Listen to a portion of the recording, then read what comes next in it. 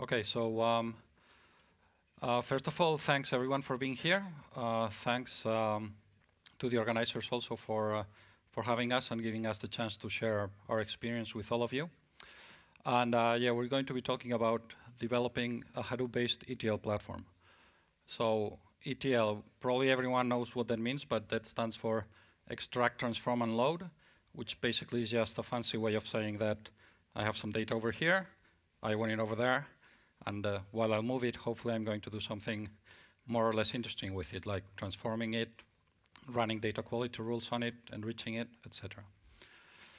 Okay, so this is the agenda for today. First, I will give you some context about who we are at GFT, what we do, and also about the specific project that we're going to be describing. Then I'll hand over to Esteban, and he will be giving all the detail on the problem, the design principles we followed to arrive at a solution, and the architecture description that describes the solution. After that, I'll pick up again, share some of the lessons we learned while executing this project, and finally, hopefully, we'll have time for the conclusions and some Q&A. Okay? Right. So GFT. Obviously, the first thing I always say when I show slides like this is that we're not as good looking as the people in this picture, but we try anyway. So the summary of it is we're an IT services company, and we specialize on providing services for companies on the financial services sector, so big banks and insurance companies. The company is German, but we do a lot of our development from Spain, and we're about 2,000 people. The rest of the stuff you can look it up on our website if you're interested. So some of our main clients, as you can see, lots of banks and insurance companies, and lots of big banks, and also specifically today we're going to be talking about a use case which relates to investment banking. So that's, you know, capital markets. It's not the retail banking that maybe we're all more familiar with, but that has its own specific issues and considerations that need to be taken into account. So that's the context. And also, it's what we're going to be talking about specifically. It's on a bespoke development project for to build an ETL system for one of our largest customers, like I said.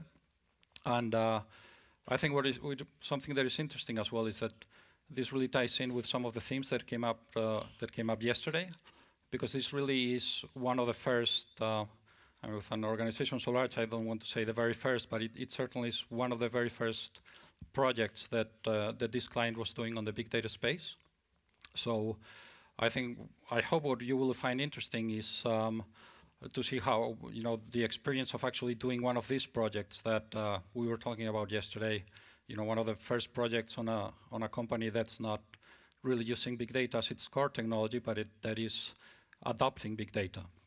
So I hope you'll find that interesting. And also, I like to say that we're quite proud to say that on this project, I think we succeeded fast. Yeah. So we were lucky enough to do a project that was dimensioned, I think, correctly to both add significant business value. And also to not be a bet the firm project. So, you know, there were backup plans in case this didn't come out correctly, but like I said, I'm happy to say that it did. Okay, all right. So, Esteban.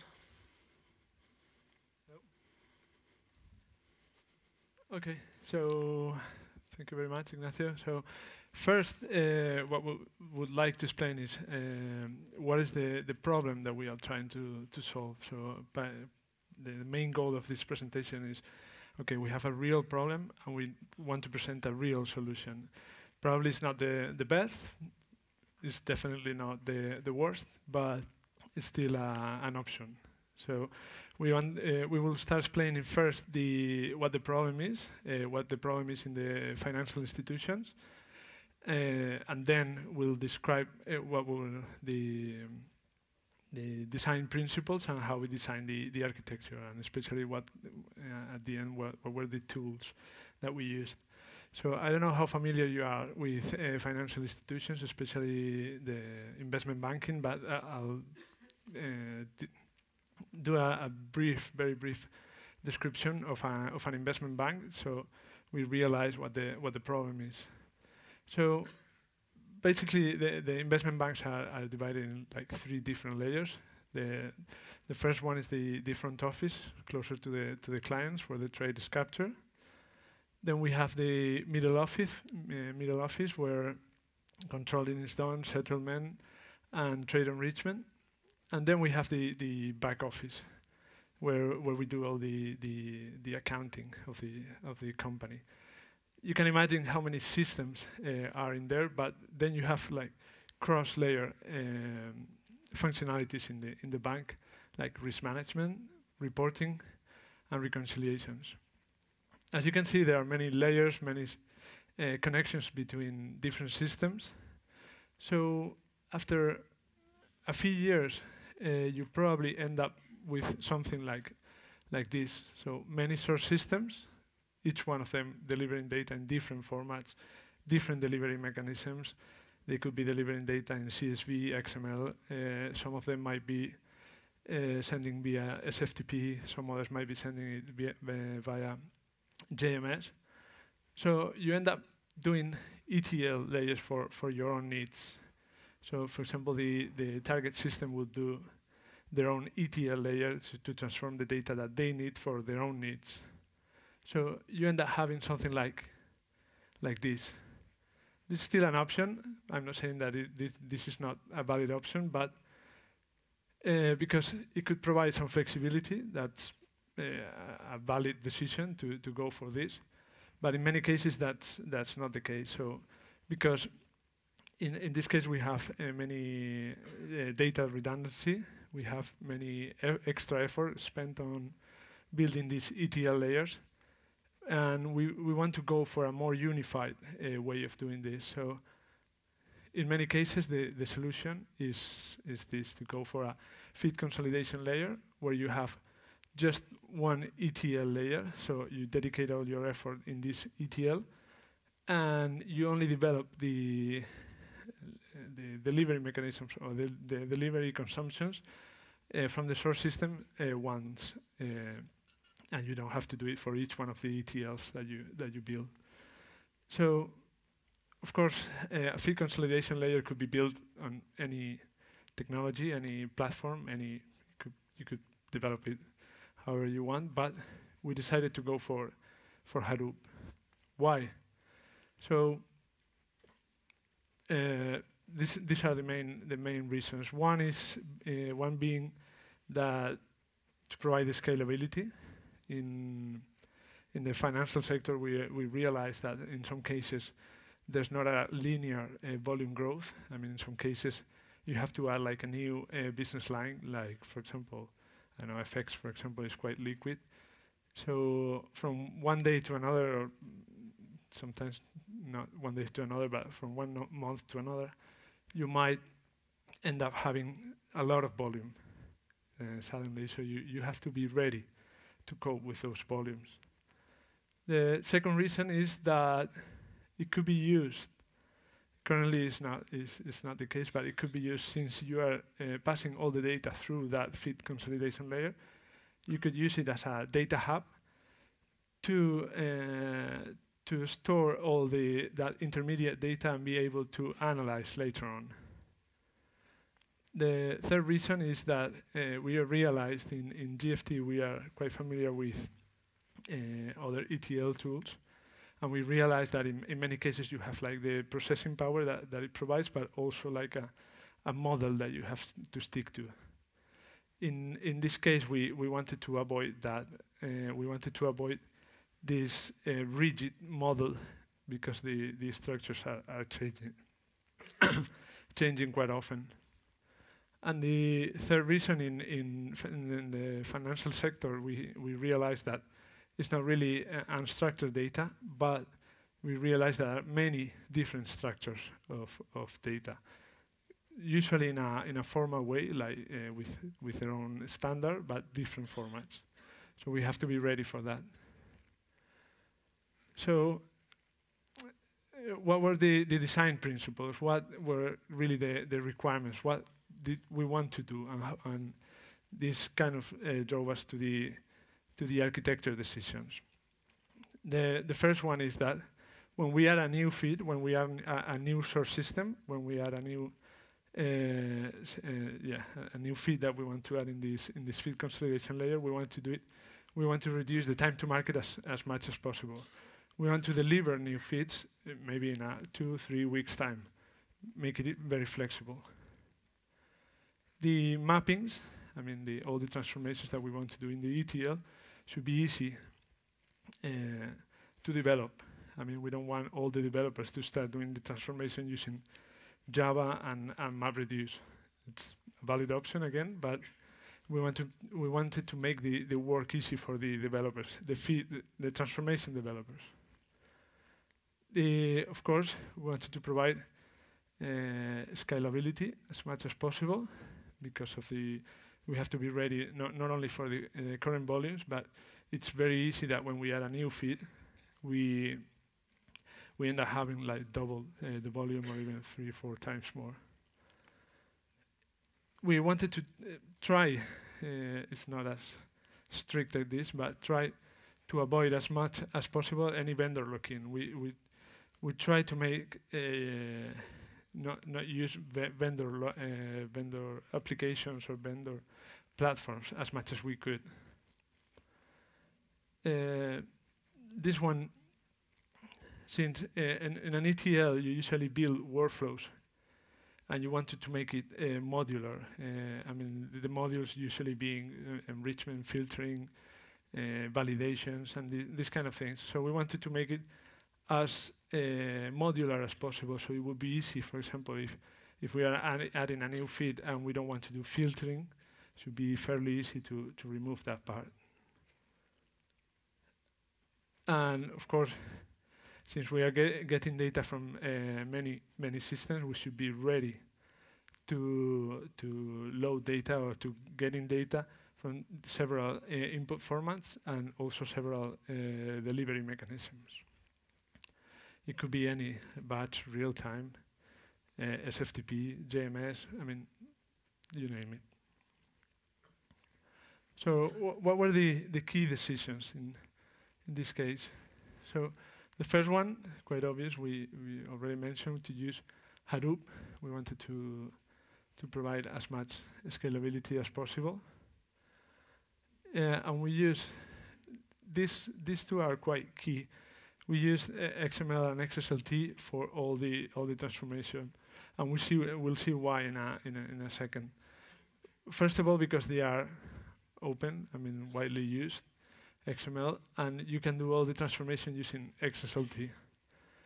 The good thing about XSLT is that you can those XSLT can be automatically generated if you need it, but especially for the transformations when you need to do mappings between source systems and your own format and these kind of things, you could use an external tool, like could be anything, any tool, but tools like Altoba MapForce, for example, and you can do all your mappings very easily. I mean, you get the source format and the target format, and you just link the fields between one another, and then you export the XSLT, which will be used in the framework. Keep in mind that we wanted to make it easy for the developers. We need to store metadata. In our case, it could be any relational database. We used Oracle because that was the standard tool used in the bank. Again, this I already mentioned that we used Altoba MapForce for doing this transformation. It's too bad we didn't add a screenshot, but it's very easy, really like an ETL tool for doing these mappings. And then the orchestration was divided into two different layers. One is all that happened in Hadoop was orchestrated using USI. Was quite a convenient way to do it, but again, we need to communicate with many source systems and with different delivery mechanisms. Some of them are delivering data with a control message, some of them are just pushing files through SFTP. So for that kind of external orchestration, we use TIBCO Business Works, but again, this was because it was the standard tool in the bank, but you could use any other integration tool as long as it provides that functionality.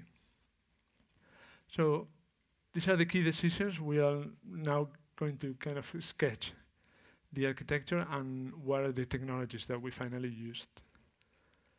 So,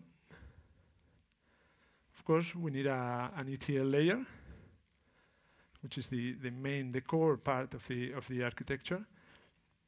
Then we have all these modules, as we mentioned before. We wanted to make it modular. We wanted to make it very easy to plug and play different modules, because in some cases you might not need a transformation, for example, well, or enrichment, or whatever you need. So how did we manage to do that? Each one of the modules is really like an UCI shop workflow, usually divided in three steps. The first one is the setup. In this case, what we do is look in the metadata that we have. In our case, we have it in Oracle. You look at all the information that is ready to be processed, and that information is passed to the second step, which is really a MapReduce job that is really doing the job.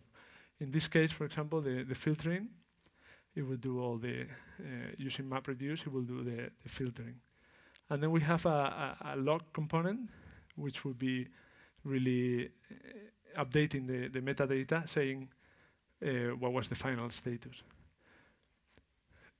One thing that is not mentioned here is that we decided, in order to avoid, we decided not to build the ETL layer being event-based.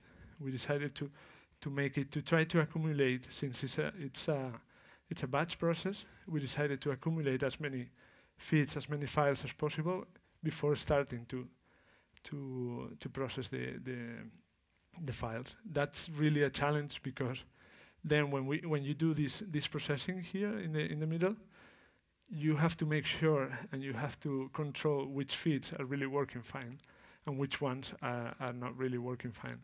So because you don't want to stop processing one of the files because the other failed. So that's really a challenge, and that's controlled via metadata. And here in the setup, that's where we control what we need to process in each module. Okay, we can get rid of this. Then we have a data ingestion module. That module is really dedicated to get all the file and provide it in a common format here, which is XML really. So in here we control all the delivery mechanisms that we mentioned before. We'll see some examples. It could be anything, JMS, SFTP, and any format. But then what we always do is convert it to XML here, so it's passed to the ETL layer in XML format. Then we have kind of like a similar component at the end, although in many cases we only have one downstream system. You might need several downstream systems with different delivery mechanisms, so we just added this component as well. We already mentioned metadata. That's where we store. That's where we control all the processing, how the feeds are going, how many rows have failed, and all the control, all the metadata that we need to control the feed processing. This hub here, the reference data hub, is mainly used for enrichment. I mean, we have usually in the banks they have different golden sources for different static data, like I don't know, counterparties, instruments, whatever, and you need to enrich it as part of the ETL. So we build a small standalone tool that really gets the data from the source system, from the golden source, and puts it into HDFS, so it can be used during the enrichment phase here. finally, we have the orchestration and then monitoring, because we need to know, especially from the information that we have in here, we want to know what is the status from a functional point of view, what is the status of the feeds. Because if something fails in UCI, I mean, you have like an ID or something that failed in there, but it doesn't have any functional meaning, any bank meaning. And what are the tools that we use? I mean, it's kind of like a landscape of the tools. We already mentioned some of them. So Oracle here, for example, but more on the Hadoop side, we use Flume for real-time data ingestion. We use Scoop when we need to ingest the data from database. Of course, in here there could be any other, like SFTP, etc. Again, the storage is HDFS. All processing, or as much as we can, is XSLT, especially for the transformations. And then orchestration, UCI and TIBCO, and in our case, monitoring is done using GWT and querying against this metadata here. And that's pretty much it. So I'll hand it over to Ignacio. Okay, thanks, Stefan. Okay, so this one? Yeah. So that's what we did, basically, and now we're going to talk a little bit about what we learned while doing it. We've tried to group the lessons learned in 3 areas, and the first one is we're doing big data in a financial context. So what does that mean? And of course, this will be of more interest to those of you who are in the financial services industry, but hopefully there's some takeaways that can be more generalized. So the first one may seem pretty obvious, but which is that every record counts, yeah? And what we mean by this is that maybe you're doing things with big data like processing Twitter feeds or Facebook posts, or you're running some statistical analysis. Well, if there's some data points that really don't fit, or that you have a reason to suspect that they may really not be very good, you can just throw them away. Of course, that's absolutely not the case in this kind of system, because every trade that gets in the front door needs to be accounted for on the back end. Yeah. So this actually has some very specific implications about technical implications about how we designed our MapReduce jobs, and I'll talk a little bit more about those on the technical slide. Then, and Esteban mentioned this already, but it's true that one of the big selling points of big data is the whole concept of, you can process unstructured data. And if you're at a bank or at an insurance company, you might say, well, so what? I don't really have that much unstructured data, or if it's there, it's not really the core of my business. But it is true also that, especially in investment banking, the business moves very fast, and you want to be able to put out a new product as soon as possible, and that has usually an XML representation, but you need to be able to cater for that, throughout the whole stack of systems that we saw on the first slide, from the front end to the back end. So that means that continuously you have new data formats coming in that you have to process, and that's a real challenge, okay? And Hadoop really has been very useful in handling that, because incidentally we've seen, at least a couple of huge efforts to, in big banks to say, okay, let's come up with an XML format that describes everything. And that's just impossible, it moves too fast. So Hadoop really gives a very real advantage there. Then providing the right tools for each function. And here what we have to keep in mind is that this is a very large organization that we're working with. And they have, the development teams, they're separate from the testing teams, they're separate from the production support teams. And usually they're either done in-house or outsourced to different companies. And in this case, we're doing the development, but the people that are doing the testing, or equally as important, the people that are going to be supporting the system in production, they don't necessarily know anything about Hadoop, and they don't really care too much, to be honest. But it's a challenge with Hadoop because of the distributed nature of the system. So, if something goes wrong, you can't just log into the production server and look at the log, because, you might have 20, 50, 100 production servers. So what do you do? So we needed to find the the right tools to support especially testing and production. And I'll talk a little bit more about what those are. And finally, this is an interesting one. Learning to move at open source speed is what we call it. And it's true also, even in the round table before, there's a certain reluctance on the part of banks to adopt disruptive technology. You know, they are a bit conservative in that way. But I think we were fortunate enough that one of our clients at least is more far-seeing than the others, maybe we could call it that way, and they decided to invest in this technology. And this, it's not an investment that's just there for the ETL, okay? This is just the first step, and it fits in well also with, you know, doing a first project for something that's relatively limited in scope, but there's just a first step on which you can later on keep building on. So that's moving at open source speed, let's say, strategically, but we also found a tactical level at which you need to, you know, to move at open source speed. And that's, you know, even though Hadoop is, you know, I would say mature and production ready, there is still a certain amount of things that you have to do that maybe, you know, they happen still with products that you buy from vendors, but you don't see it as much. For instance, not on this project, but on another one, we're connecting the WebLogic 12 application server with HBase, and everything should seem to be fine on development and unit testing, and then when we deployed it, boom, it crashed. You just couldn't connect. And so, you know, you do a bit of Googling, and there is in fact an open Jira on the Zookeeper project, which Zookeeper is, as you know, the gateway to HBase. And it released, the version that's released is incompatible with WebLogic 12.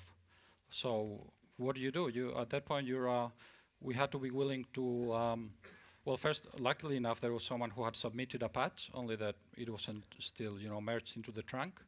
But the fix was there, so we were able to download the source code for Zookeeper, apply the patch, build our version, and deploy it, and there it is, it works. So that's the kind of thing that in a bank, it's not typically done, okay? And I think we were lucky in this case because this was a relatively encapsulated case, so all we needed to do was basically a new client jar.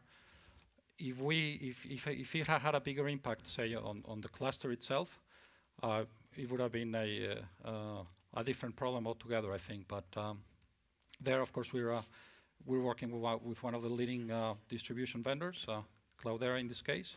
So I'm sure they would have been helpful in that regard. Okay, so this is another one. So you're a company that wants to start doing Hadoop, and this applies both for a services company like we are, or for an in-house development team or department. So how do you go about setting up a team to do Hadoop projects? That's what we're going to talk about, how to ramp up development team skills. So this is something that we found in general, and this, I think, is one of the beauties of Hadoop, and what really makes it so successful is that it's really lowered the barrier of entry to distributed computing. And in general, I think you can say that good Java programmers make good MapReduce programmers. The emphasis there, of course, is on good.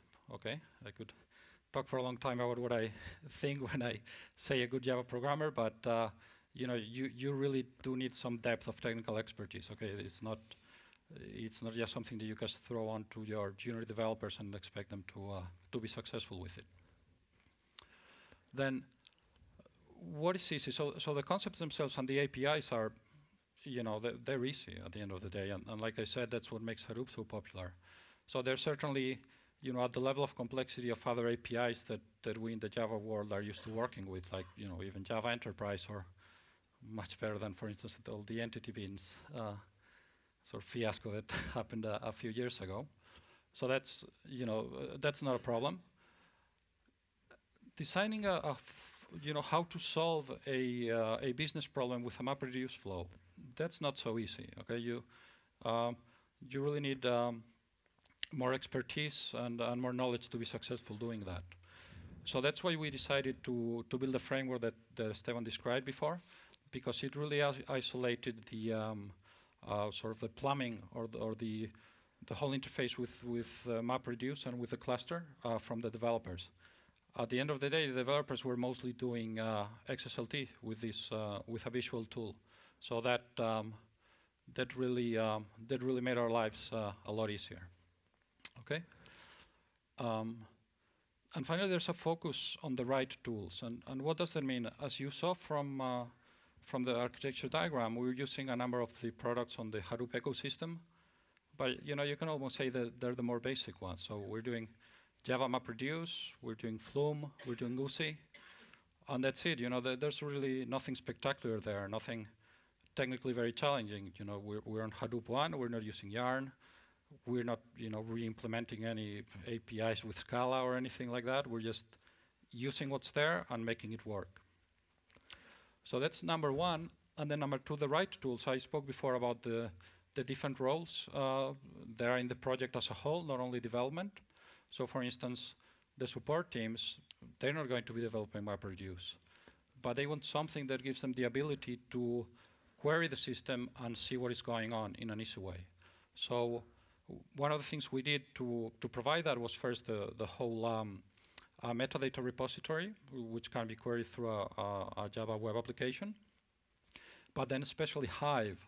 Hive was I would say, completely indispensable for the success of this project, because once you have Hive, and even if it's not the latest and greatest version, you can give someone a console where they can run a query and say, okay, how many records were processed? Okay, how many fail? How many are in this category of failure? So that really was a lifesaver, Hive. Okay, and at the same time, for instance, Pig, another one of the big players in the ecosystem.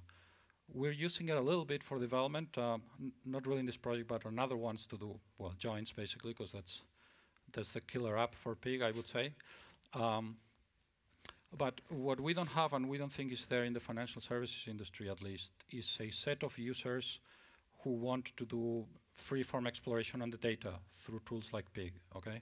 So you don't have like data analysts or data scientists that are going to be sitting there and writing their Pig scripts to look at what's going on in the data. What you have is people who care that, trade 1 to 3 that's on the front end is on the balance sheet where it should be, right?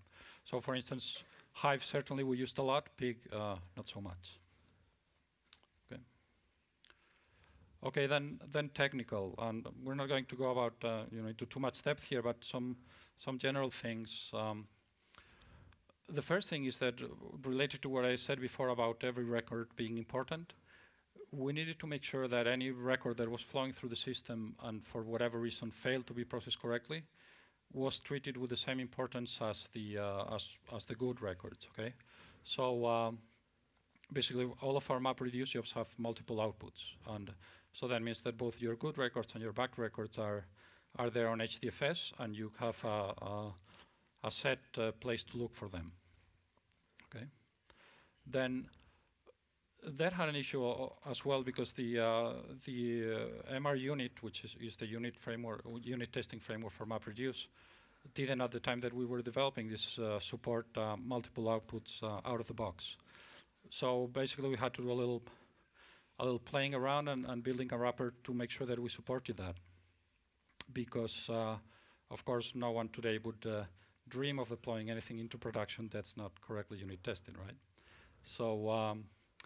And that's, I mean, I'm a big fan of unit testing, but in the Hadoop world, it's just so important, because having problems in an application server, yeah, that's an issue. But having problems in a Hadoop cluster where there's potentially hundreds of machines and huge volumes of data going through, that's even worse. So you want to make sure that you have the basics right, that you have a solid development framework, that you have good quality software deployed to a cluster, and that's key as well, we think. Okay. Okay, I think I talked about this already, but Hive, a key tool for the support teams especially, and for us as well. When we're supporting the systems integration testing or the user acceptance testings that are being carried out by other teams from other companies. When there's an issue, this makes it really easy to investigate what's going on. Okay. Yeah. Then there's been some talk about security, and of course the level of security and data access control that Hadoop gives you is not great. So so basically we went for the decision to encrypt all the data as soon as we get it. Okay. And we're also using encrypted and compressed sequence files for storing all the data on the cluster. Okay. And then multi-tenancy. That's been a challenge for us because, like I said, this is a very big bank. They're, I think, quite keen to do things on the big data space, and sometimes it's. We actually asked this question yesterday on a panel, and the idea that if this department pays for 40% of the cluster, they get used 40% of the resources. Yeah, that's fine in principle, but what we find is that it's not really always easy, or as easy as it sounds, to divvy things up that way, because projects move between departments, and then now this is my cluster. You can have it a lot of sort of political stuff going on. So it remains a challenge, we think, especially on the Hadoop 1 stack, and we're really looking forward to improvements there from the technology. Okay, so conclusions. I think we're okay for time. Right, so what I think we've seen, certainly in GFT, and we hope we've, in this very short time, we've made you see, is that we've solved a well-known enterprise integration challenge, because the problem that we describe is nothing new. I mean, unlike Esteban said before, it can be solved with very many different technologies, but it can also be solved with Hadoop, and it can be solved. I think the important thing is that it can be solved at the level of enterprise robustness that big companies really require. So I think that says a lot about the maturity of the technology. We talked a little bit about what does it mean to do big data in financial companies. This is, in a way, a limited use case, because ETL is very common, but also I think the person from Cloudera said on the first day it's not really the aspirational goal of big data, but it really is a very good first step into the big data world. Okay. Yeah, like I said before, we've seen that the technology really is mature enough and robust enough to be deployed into production in a company like this. And again, this is only the beginning. So,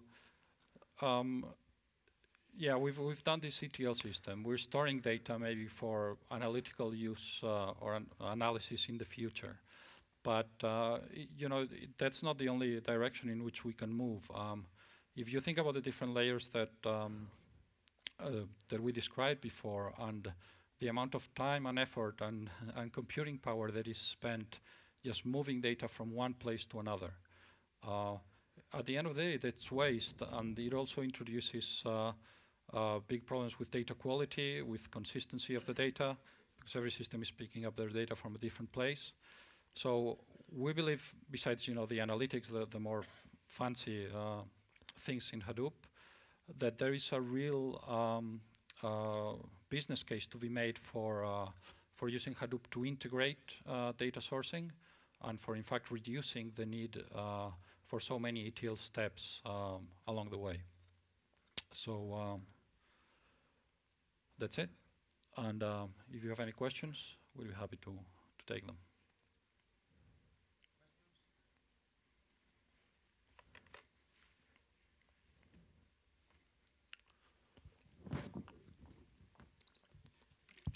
Good afternoon. My name is Federico.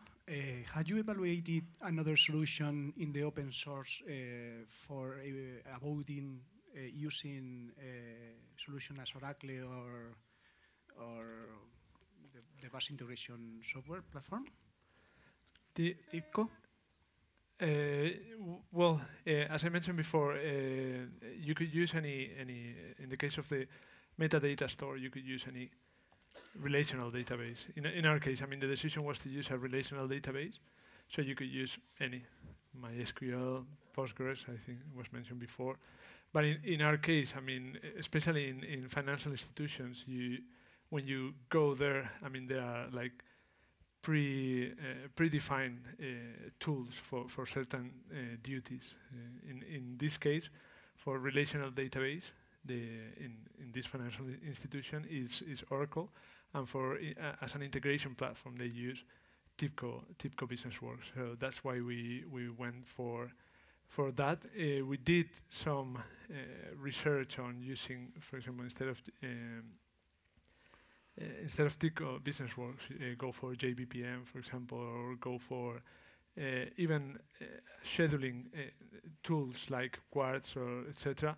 But again, we finally decided to go for that because it's the standard tool in the bank, and also because it's very easy to build I mean, all this integration that we wanted to do.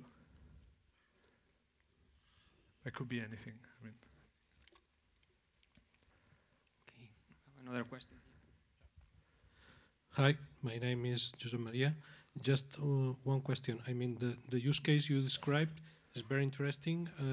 From this use case implementation, did you get new use cases, proposals from the customer side? Did you see new proposals for continue exploiting these technologies? Yeah. In fact, like I said, we're lucky to have this client because they are moving quite fast, I think, on the big data space. And I don't think it's a direct result of seeing a success here because we're running a number of programs almost in parallel. But yeah, we're doing something relatively similar to this, which is basically MapReduce. Not so much for ETL, but it's actually for doing some calculations on data. So it's to satisfy a regulatory requirement. So from the US, this firm operates in the US, and they need to comply with all the regulations there. So we're building a system to comply with. It's called the Volcker rule. If you're in the business, you may have heard of it. But anyway, it needs to collate all the trade data and produce some metrics. And we're doing that with MapReduce as well. There's a lot more logic there, so we weren't really able to define such a clear-cut framework there, so we're using more of Pig and more custom MapReduce jobs. So that's one use case, and then another one that's just getting started is a re-engineering of one of the trade capture systems for a particular product, and that's the one that gave us trouble with WebLogic and HBase. So there, what the business analysts in the bank are doing, they're remodeling all the business process to move to an event-based architecture, and the idea is that, I mean, in a nutshell, but what goes into HBase are the events, so they're immutable, and it's an append-only data set, for which HBase is very good at. And then when you want to actually find out the current state of the trade, you query and collapse the events to give you the current version of the trade. So yeah, those two other things are also going on. One more case that we are also starting now is the calculation of the balances for different business lines in an accounting subledger. So in this case, the rationale behind that is that kind of the technology that they had, which is really Oracle. I mean, it was kind of reaching its limits. I'm not saying that it cannot go beyond, but you never know how farther it can go. So we decided to go because they wanted to change the aggregation level. It was at one level that they wanted to reduce it, so the volumes kind of exploded. So having the same thing in Oracle took hours. And then kind of, since we had the clusters ready, we did a POC to move that to Hadoop, same volumes, in 2 or 3 minutes. It would be, we calculate those balances. So now we are doing the real development. I mean, we did the POC, now we are doing the real development. We have time for one last question. Okay, seems we don't have any more. Okay, over there.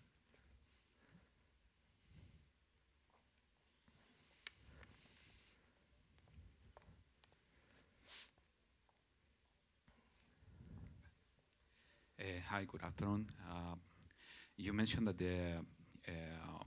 you don't have so much unstructured data in this use case.